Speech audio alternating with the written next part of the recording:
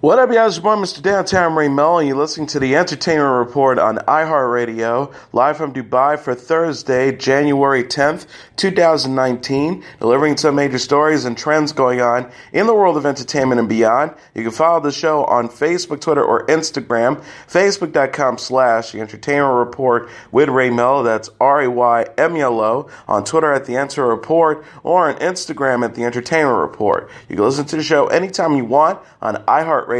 Just go to iHeart.com or your iHeart phone app, search for the Entertainment Report, and it'll take you to the page. Kevin Hart confirmed Wednesday during an interview on Good Morning America that he will not host the Oscars this year. Hart was announced as the host of the 2019 Oscars in December. The comedian then backed out 2 days later after the reemergence of his past and homophobic jokes. Hart apologized for the comments multiple times, once during an appearance on the Ellen DeGeneres show where it appeared that he might change his mind and return as host. He has faced criticism from the LGBT community over the tweets and his handling of the controversy. When asked for a definitive answer, Hart said to GMA anchor Michael Strahan that he will not be hosting and that it's too late to prepare for the Oscars, which is set to take place February 24th. The Academy has not announced a replacement host. Hart told Strahan about his apology and the controversy. "I'm over it. There's no more conversation about it. I'm over that. I'm over the moment." He continued, "If you didn't hear the apology, I don't know what you're looking for. I'm a good person. I love to love. If you don't see that, then it's a problem with you." The British Academy of Film and Television Arts announced its nominees for the 2019 BAFTA Film Awards on Wednesday, with The Favourite leading the way with 12 nods. The Favourite is nominated for Best Film, Outstanding British Film for director Yorgos Lanthimos, original screenplay, leading actress for Olivia Colman, supporting actresses for both Emma Stone and Rachel Weisz, cinematography, editing, production design, costume design, and makeup and hair. A Star is Born, Bohemian Rhapsody, Roma, and First Man each earned 7 nominations, and Vice earned 6, and BlacKkKlansman earned 5. A Star is Born, Green Book, Roma, and BlacKkKlansman will be competing against The Favourite for Best Film. Glenn Close for the Wife, Lady Gaga for A Star is Born, Melissa McCarthy for Can You Ever Forgive Me, and Viola Davis for Widows are also leading nominees for Leading Actress. Bradley Cooper for A Star is Born, Christian Bale for Vice, Rami Malek for Bohemian Rhapsody, Steve Coogan for Stan and Ollie, and Viggo Mortensen for Green Book are nominated for Lead Actor. Supporting actor will be decided between Adam Driver for BlacKkKlansman, Mahershala Ali for Green Book, Richard E. Grant for Can You Ever Forgive Me, Sam Rockwell for Vice, and Timothy Chalamet for Beautiful Boy. For supporting actress, nominees include Amy Adams for Vice, Claire Foy for First Man, and Margot Robbie for Mary Queen of Scots. The full list of nominations can be found on the BAFTA official website. The 2019 BAFTA Film Awards will take place on February 10th at the Royal Albert Hall in London. Joanna Lumley will set to host the event for the second year in a row. Jordan Peele's next horror film, titled Us, has had its release date pushed back 1 week to March 22nd. The film, which stars Lupita Nyong'o, Winston Duke, Elizabeth Moss, Tim Heidecker, Haya Abdul-Mateen II, Anna Doip, Evan Alex, Shahida Wright Joseph, Madison Curry, Callie Sheldon, and Noelle Sheldon, was originally set for release on March 15th.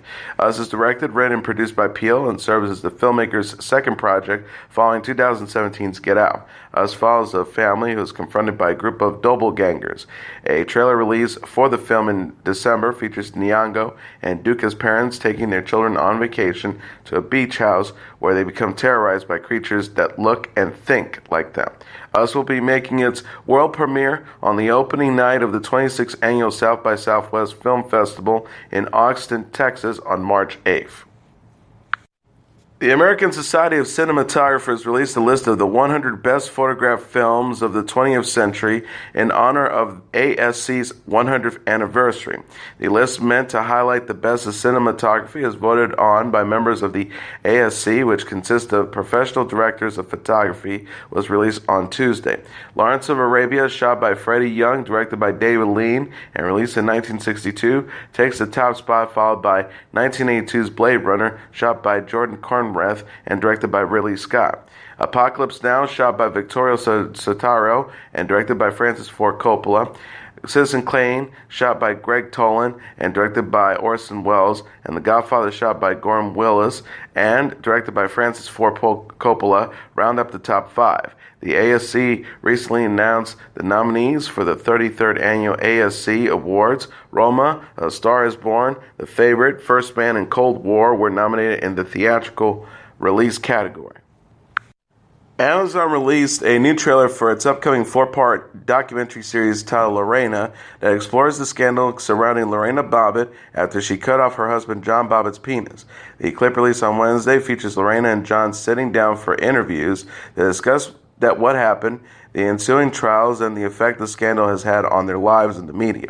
The series, from director Jordan Peele, aims to give a new perspective on one of the biggest news stories of the 1990s, and focuses on Lorena's point of view. Lorena says in the trailer, "I didn't choose to be in the spotlight, but there's no going back." Lorena is set to arrive on Amazon Prime Video service on February 15th. The synopsis reads, on the sleepy night in 1993, Lorena Bobbitt sliced off her husband's penis after years of abuse. John and Lorena Bobbitt's dual narrative exploded in ravenous 24-hour news cycles, igniting a renewal battle of the sexes. Lorena became a national joke, her suffering ignored by the male-dominated press.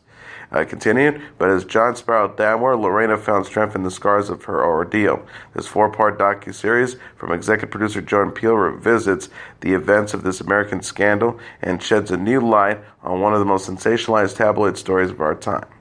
Lorena was cleared of criminal charges and was released from a state mental hospital on the condition she continued therapy on an outpatient basis in February 1994. She was committed to the mental hospital for 45 days observations after a jury found her innocent by reason of insanity on a charge of a malicious wounding. She said at the time of her trial and stayed at the mental hospital, "It made me a stronger person. Everything is just a learning experience. I really learned a lot, especially about the way men and women treat each other." Daniel Day Kim will have a recurring role on The Good Doctor. The Hollywood Reporter confirmed Kim, an executive producer on the show, will appear in multiple episodes of the ABC series. Kim will play Dr. Jackson Han, a brash new chief of surgery at San Buenaventura Hospital. The character makes a big splash and puts Dr. Sean Murphy, played by Freddie Highmore's career, in jeopardy. Kim said in a statement, "As a fan of our show, I'm thrilled to be doing a guest arc with such a talented, kind, and hard-working cast. David Shore and I have been looking forward for the right opportunity, and we found a character that's both dynamic and surprising." He also added, "It's an added bonus for my character to be directed by our own Freddie Highmore, who's proving to be as talented behind the camera as in front of it. It's been a lot of fun already, and I'm excited for the episodes to air." The Alliance said Kim will debut as Han in episode 15 of season 2. He will also appear in episodes 16 through 18, the final episodes of the season. The Good Doctor is based on the South Korean series of the same name. Kim was instrumental in bringing the show to the U.S. and executive produces via his 3AD production company. Kim is known for playing Jin Soo Kwon on Lost and Chin Ho Kelly on Hawaii Five-0. The Good Doctor marks his first television role since leaving Hawaii Five-0 in 2017. Tom Hanks has been tapped to present MASH icon Alan Alda with the Screen Actors Guild Life Achievement Award at the 25th Annual SAG Awards. Alda said on Twitter Tuesday, "So great, thank you, Tom," in response to news that Hanks would present him with the honor. The Life Achievement Award is given annually to those who promote the finest ideals to the acting performance and profession. Alda will be the 55th recipient of the Life Achievement Award when the SAG Awards ceremony is to air live on TNT and TBS on January 27th. Past recipients include Morgan Freeman, Lily Tomlin, Dick Van Dyke, Carol Burnett, Debbie Reynolds, Rita Moreno, Mary Tyler Moore, Betty White, and James Gardner. Also, Alda co-starred with Hanks in Steven Spielberg's Bridge of Spies in 2015. The actor is also known for starring in television shows such as The West Wing and for appearing in episodes of ER, 30 Rock, The Blacklist, The Big C, Horace and Pete, The Good Fight, and Ray Donovan. Alda's film credits include Gone Are the Days, Man, Murder Mystery, Crimes and Misdemeanors, Sweet Liberty, The Four Seasons, The Aviator, and The Longest Ride. The SAG Award both honors film and television, with A Star is Born and The Handmaid's Tale receiving the ceremony's top nominations, among others. Diane Kruger is asking the public to respect her infant daughter's privacy. The 42-year-old actress made an emotional appeal in an Instagram post Tuesday after paparazzi photos emerged of her baby girl with boyfriend Norman Reedus. Kruger wrote, "Dear fans, dear non-fans, dear paparazzi and anyone with a conscience, we were just tagged in these paparazzi pictures of me and our daughter. These pictures were taken without our consent and exposes a vulnerable and innocent baby." She explained, "While we understand that some people would like to see a picture of our daughter, we as parents want nothing more than allow her to grow up in privacy and safety. Me and a big bald head would kindly ask you not to repost these pictures and help us achieve that goal. Whoever has already posted them, please take them down." The star asked, "Please put yourself in our shoes. We're just like any parent wanting the best for our child. Thank you for the support." Kruger reportedly gave birth to her daughter in November. Reedus, who is also parents to 19-year-old son Mingus, with ex-girlfriend Helena Christensen, shared a first glimpse of the infant on Christmas Eve in December. Kruger voiced her gratitude for Reedus and their growing family in an Instagram post on New Year's Eve. She wrote, "2018 has been a year of new beginnings, rewarding, if challenging journeys, but mostly a year of love. I'd like to thank my love at Big Ball Head for giving me our daughter and for being an amazing dad and partner." Kruger and Reedus first linked in March 2017 after co-starring in the 2015 movie Sky. Kruger would next star in The Operative with Martin Freeman, while Reedus plays Darrow on the AMC series The Walking Dead. Lindsay Lohan says media mogul Oprah Winfrey inspired her to turn her life around.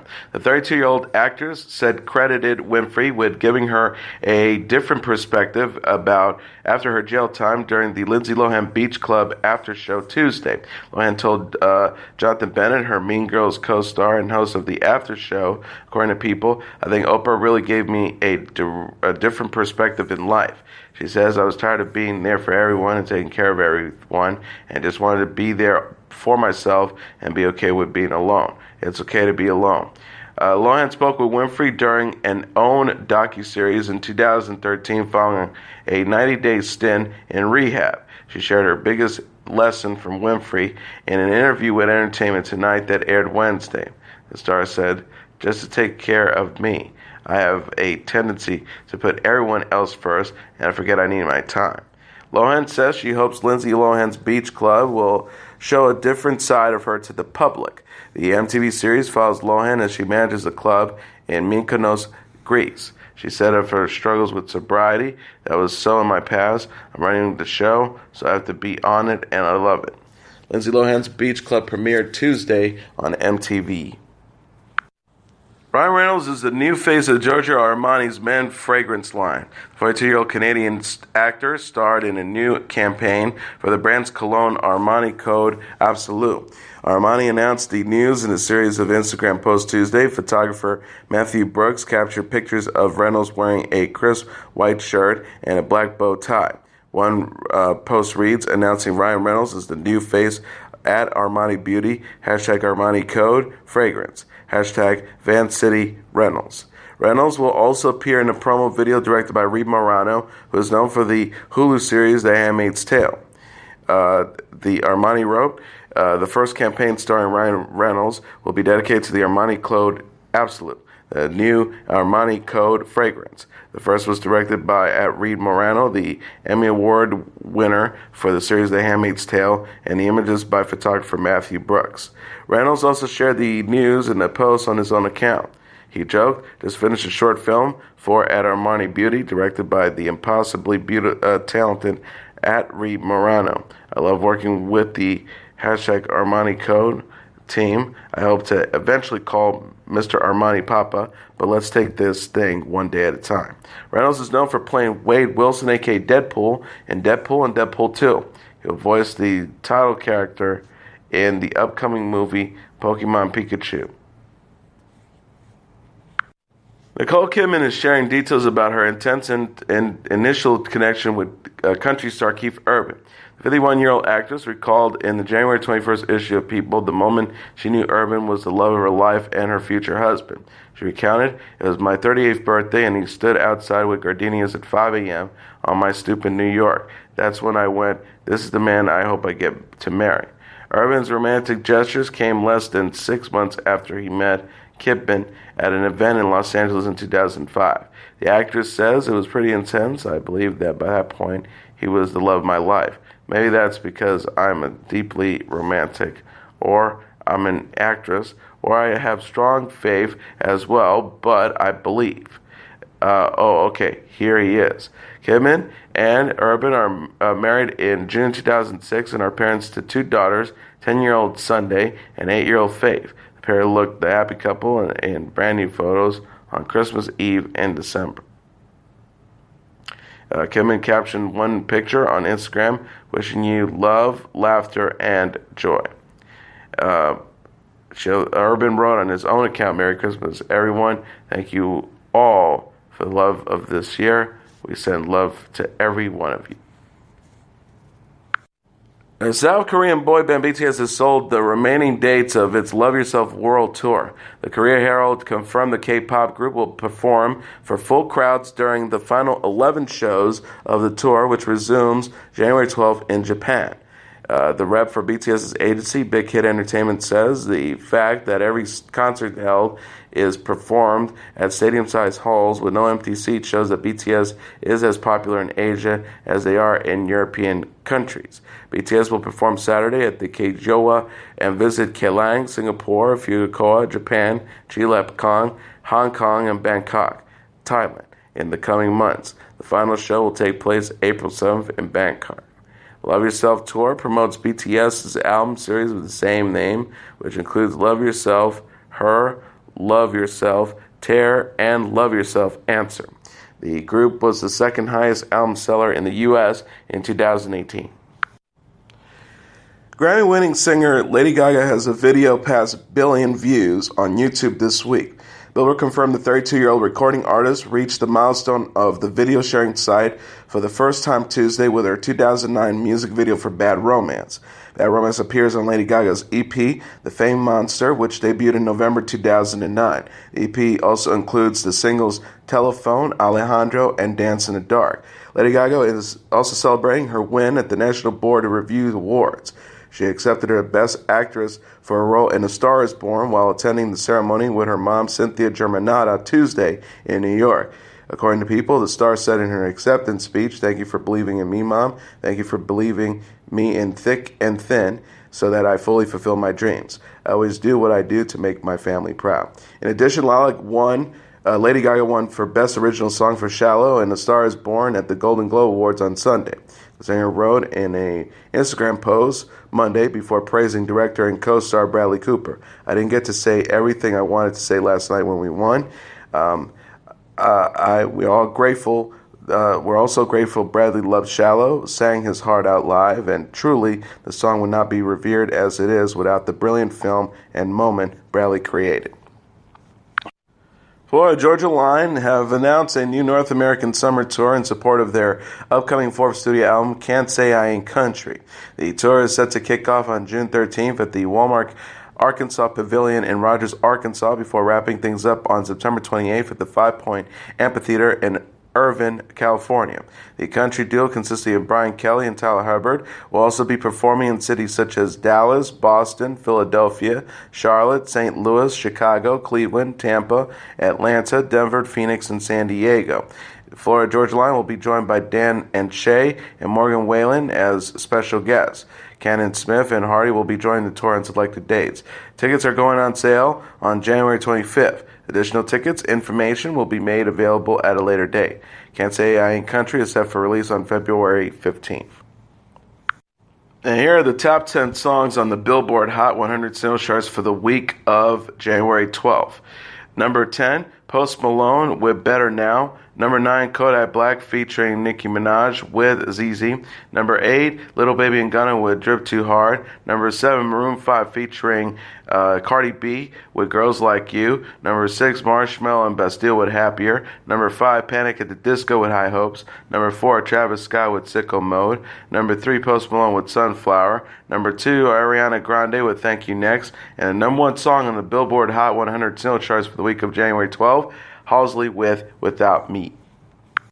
And now let's take a look at what happened on this date in entertainment history. On this date in 2000, in one of the biggest media mergers in history, American Online Inc. announces plans to acquire Time Warner Inc. for some $182 billion in stocks and debt. The result was a $350 billion mega corporation, AOL-Time Warner, which held dominant positions in every type of media, including music, publishing, news, entertainment, cable, and internet. The AOL-Time Warner merger came at the height of the so-called internet bubble, where .com businesses were on a meteoric rise and their future seemed limitless. The idea was to combine Time Warner's impressive book, television, magazine, and movie production capabilities with AOL's 30 million internet subscribers to form an ultimate media empire. Under the terms of the merger, which was cleared by the Federal Trade Commission in December 2000 and formally completed in January 2001, AOL shareholders own 55% of the new company, while Time Warner shareholders own 45%. AOL's co-founder and chairman and chief executive officer Steve Case became the chairman of the new company, while Time Warner chairman and CEO Gerald Levine was named its CEO. The potential windfall promised by the plan to sell Time Warner content through the AOL network never materialized, and when the internet bubble burst in 2001, the company's losses reached record proportions. Levine, widely blamed by shareholders for allowing Time Warner and its stable, old media assets to be effectively taken down and dragged down by the ailing new media division, resigned in December 2001. He was replaced by Richard Parsons, a decision that later contributed to the increasing internal tensions and the departure of Chief Operating Officer Bob Pittman, who had been passed over in favor of Parsons. In 2002, as investors pulled out of en masse of many internet-related stocks, AOL-Time Warner reportedly had a quarterly loss of $54 billion, the largest ever for a U.S. company. The following January, Case announced his resignation, and the company subsequently dropped the AOL from its name. With Parsons as its new chairman, Time Warner Inc. was able to recoup some of its momentum, but its stock prices continued to lag. In 2005-2006, as pressure began to build for the company to break up into smaller divisions, the billionaire corporate raider Carl Icahn acquired a stake in the company and threatened to break it up in order to create better values for shareholders. He backed down only when Time Warner agreed to buy back some of its own and cost cuts. In December 2007, Time Warner President Jeffrey Bukes took over the chairmanship from Parsons and began efforts to restructure the world's largest media corporation. And that is your entertainment report for Thursday, January 10th, 2019. I'm your host, Mr. Downtown Ray Melo. I'll be back tomorrow to deliver some major stories and trends going on in the world of entertainment and beyond. You can follow the show on Facebook, Twitter, or Instagram. Facebook.com/The Entertainment Report with Ray Melo. That's RAYMELO. On Twitter at The Enter Report, or on Instagram at The Entertainment Report. You can listen to this episode or any previous episodes of The Entertainment Report anytime you want on iHeartRadio. Just go to iHeart.com or your iHeart phone app, search for The Entertainment Report, and it'll take you to the page. Good night, and God bless you all.